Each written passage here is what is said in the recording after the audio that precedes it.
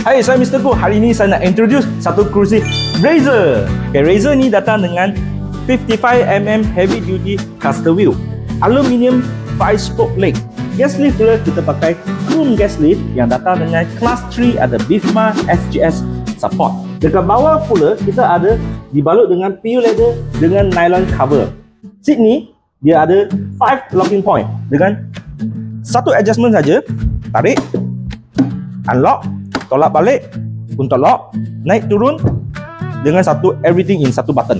Seat ni pula kita buat dengan high density foam.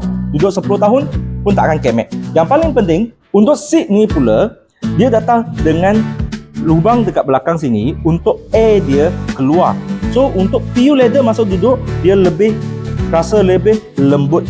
Armrest pula, untuk armrest ni pula dia boleh depan, belakang, left, right. Sampai belakang, left, right pun boleh.